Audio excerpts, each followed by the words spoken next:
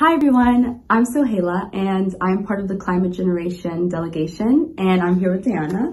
And basically we are going to talk about some of our experiences going through COP. So yesterday was the first day of COP. We were really in just, wandering around the Blue Zone. Today we were fortunate enough to go to the New York Times event, the Extreme Hangouts event, and just like stroll around there.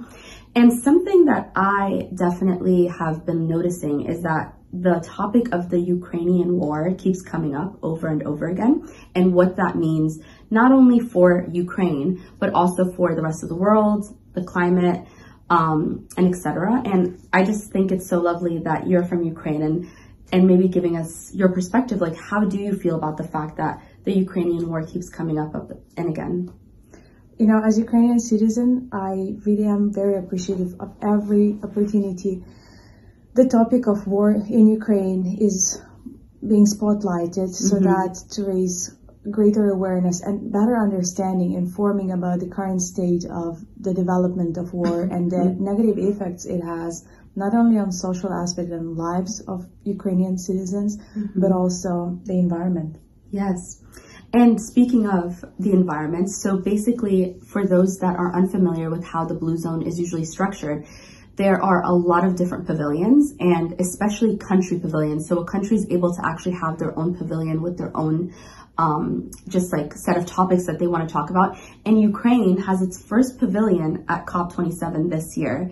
And I think that is just so like eye-opening to viewers to really see the effect of war on a climate lens. So yeah, do you want to like take them through what the Ukraine pavilion looked like a little bit? So I remember when we first walked in, there were all these soil types. So do you want to talk about that? Yeah. Right. So the pavilion really is a work of design, right? Each pavilion in COP.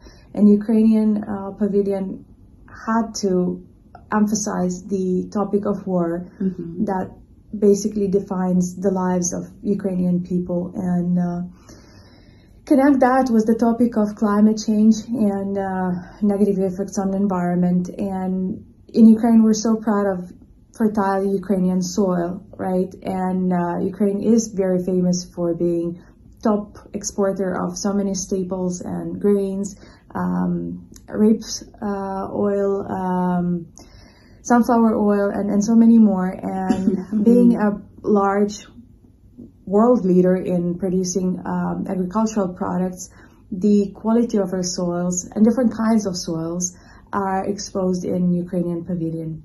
Wow. And then after that, I think there was the screening videos.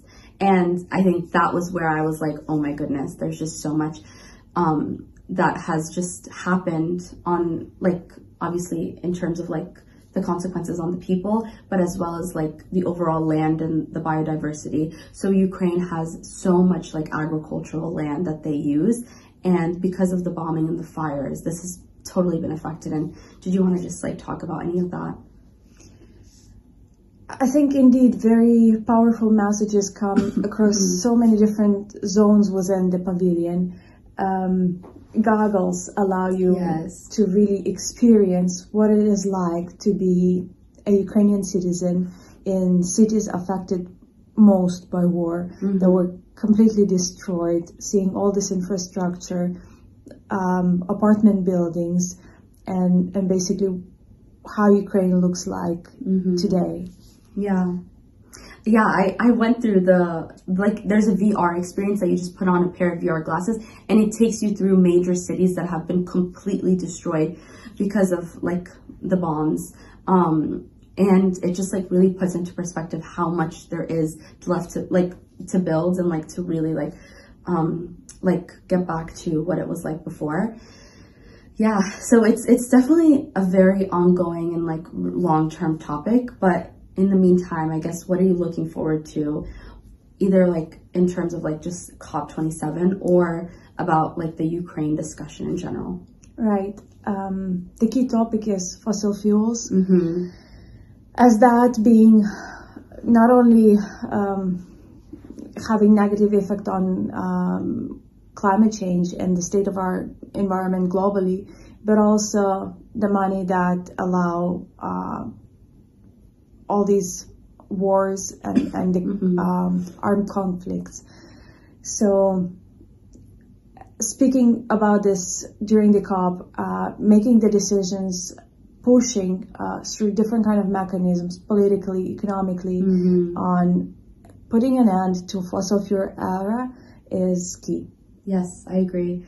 Yeah, so with that, we hope that you're still following like the COP27 updates. Young people are really pushing for fossil fuel divestment in general, as well as loss and damage is a really, really big topic that people keep bringing up, especially because they were just talking about like a finance plan for it. So, I mean, no better way to think about loss and damage than like what's going on in Ukraine right now. So hopefully we'll see some progress with that. But thank you so much for sharing your experience, and thank you guys for watching.